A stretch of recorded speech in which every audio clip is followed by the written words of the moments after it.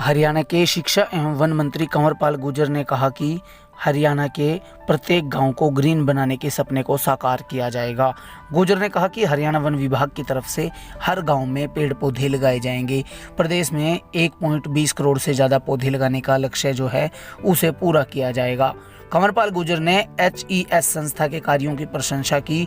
आज़ादी के अमृत महोत्सव को लेकर वन मंत्री ने ब्रह्म सरोवर पर पौधारोपण किया और संस्था के अभियान की शुरुआत की।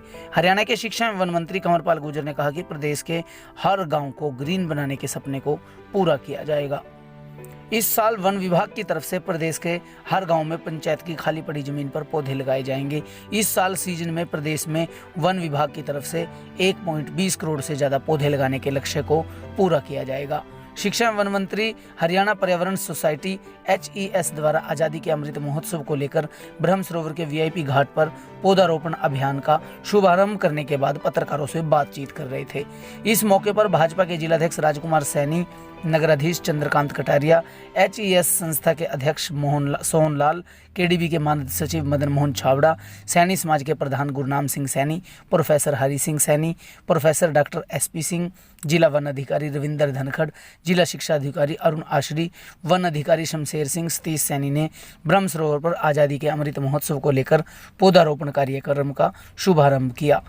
वन मंत्री ने पत्रकारों से बातचीत में कहा कि HES संस्था ने यमुनानगर में पौधारोपण को लेकर सराहनीय काम किया है, जिसके कारण यमुनानगर ग्रीन नजर आने लगा। अब इस संस्था ने कुरुक्षेत्र को ग्रीन बनाने के अभियान को आगे बढ़ाने का काम किया है। वन मंत्री ने संस्था के प्रयासों को कंठमुक्त सराहा।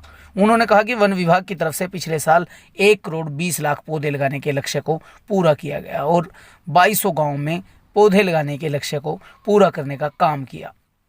इस बार सीजन में वन विभाग की तरफ से 1.20 करोड़ से ज्यादा पौधे लगाने के लक्ष्य को कंप्लीट किया जाएगा। वैसे व्यक्ति लगाए मुख्य भूमिका सैनी साहब की है। इनके बेटे यहाँ ये जॉब करते हैं कुरुक्षेत्र में, तो इसलिए अब ये वहाँ कम टाइम लगा रहे, यहाँ ज्यादा टाइम लगा रहे और मैं इनसे बहुत प्रभावित हूँ और मैं ही नहीं और लोग भी बहुत प्रभावित हैं इनसे। और इनकी जो सफलता की दर है मैं समझता हूँ शायद वो 100 की 100 ही है, बस मुश्किल से ही है कोई एक पेड़ भी सूखता होगा। ये बहुत बच्चों की तरह रखते हैं पेड़ों को, उसमें पानी देना, उसकी पूरी चिंता करना, और अगर पेड़ काटने बड़ा हो कोई तो फिर उसके लिए बड़ी मुसीबत होती है।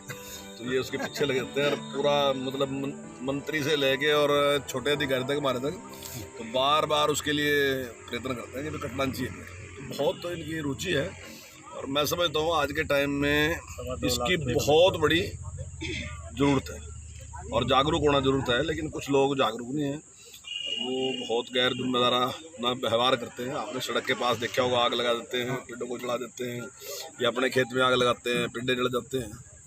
तो ये बहुत दुर्भाग्यपूर्ण है। सारे समाज को इसकी चीज़ की चिंता करनी पड़ेगी, केवल एक व्यक्ति या एक डिपार्टमेंट नहीं है इसके लिए।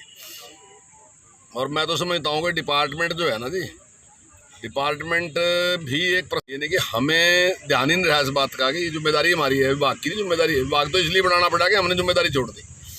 और ये बिल्कुल वैसा ही है जैसे शेख चिल्ली की बात थी कि वो उसी टहनी पे बैठ के उसको काट रहा था।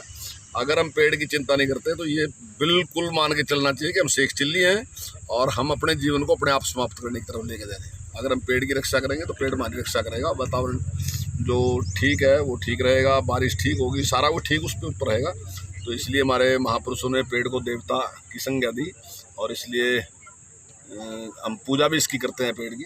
तो हमारे महापुरुषों ने प्रतीकात्मक पहले से ये शुरू किया था, लेकिन आज जब समस्या सामने आई तो अब हमारी समझ में धीरे धीरे आने लगा। और मुझे बड़ी उम्मीद है जो नौजवान बच्चे हैं वो काफ़ी इंटरेस्ट ले रहे हैं। मुझे लगता है कि आने वाले टाइम में इसमें मंत्री जी मानसून का सत्र आ रहा है, क्या कुछ हरियाणा सरकार ने टारगेट रखा है पौधारोपण को लेकर खास तौर पे, क्योंकि मानसून का सत्र शुरू होने वाला है? देखिए, पिछली बार जो हमने 1 करोड़ 20 लाख का टारगेट रखा था, तो निश्चित तौर इस बार का जो टारगेट है हमारा उससे बड़ा टारगेट हम रखेंगे। और पिछले साल हमने 1100 गाँव का टारगेट रखा था और फिर पिछली बार जो था हमारा 2200 का टारगेट था। तो अब की बार हरियाणा के जो सारे गांव हैं उन सारे गांव का हमारा टारगेट है। जहां गांव में थोड़ी थोड़ी ज़मीन है, जैसे कहीं 2 पेड़ लग सकते हैं, 1 पेड़ लग सकता है, 5 लग सकते हैं, 25 लग सकते हैं, 50 लग सकते हैं। तो हमारा टारगेट है कि हम सब में पेड़ लगाएं ताकि लोगों को लाभ मिले। और मैं आपके चैनल के माध्यम से कहना चाहता हूँ, हम ये तो बहुत करते हैं सरकार से जी मैं पैसे दो, हमने शमशान घाट की 4 दीवारी करानी है, शमशान घाट में शेड डलवाना है, शमशान में ये करना है। मैं समझता हूँ अगर थोड़ी सी भी रुचि मिले, हर शमशान घाट में 10-12 पेड़ से लेके 50-100 पेड़ तक की जगह है। अगर हम लगा लें और उसकी चिंता करें तो मैं समझता हूँ जिस दिन हम जाएंगे तो हमारे पास बैठने के लिए जगह भी होगी, और जो पॉल्यूशन होता है उसको की समाधान भी वहीं के वहीं है। वो तो है ही, रोजाना जो दे रहा वो तो है ही। और मैं जो धार्मिक लोग हैं उनसे भी कहना चाहूँगा कि पेड़ लगाने से बड़ा कोई काम नहीं है। जहाँ आप एक भंडारा देते हैं ना जी, तो उसमें बड़ा आपको खर्चा भी करना पड़ता है और लोगों को भी बुलाना पड़ता है और सारी चीज़ों का इंतजाम भी करना पड़ता है। लेकिन अगर एक पेड़ आप लगा दें, फलदार पेड़, तो उस पर रोज़ आना कुछ पक्षी आएंगे, ठहरेंगे, अपना घोंसला भी बनाएंगे और वहाँ वो उसके फल भी खाएंगे। तो मैं समझता हूँ आप अपने मन से फैसला कर लो कि भगवान की जगह अगर आप बैठ जाओगे तो फैसला किसके पक्ष में करोगे? उनके पक्ष में कि जो ज़बरदस्ती भंडारा खिला रहे हैं उनके पक्ष में करोगे, या उनके पक्ष में करोगे जो भूखे थे, जिनको आसरा दे दिया और जिनको भोजन दे दिया? किसके पक्ष में फैसला होगा?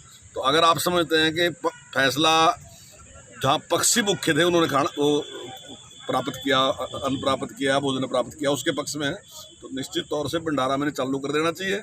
और ये ऐसा है जो ये LIC कहती है ना, जीवन के साथ भी और जीवन के बाद भी, तो ये जीवन के साथ और जीवन के बाद है। जब मैं नहीं भी रहूँगा ना तो शायद मैं अगली जूनी में जाऊँगा कहीं जाऊँगा, लेकिन पेड़ यही है और जो पुण्य है निश्चित तौर से मेरे खाते में जाएगा। और भगवान का खाता ऐसा नहीं है कि इधर से उधर चला जाएगा किसी का, वो मेरे में ही आएगा पक्का। तो उसके बारे में मंत्री कल रात ना, उसी के लिए तो मैं रिक्वेस्ट कर रहा हूँ। ज़मीन एक आदमी से हमने पूछ ली है, वो खेती की ज़मीन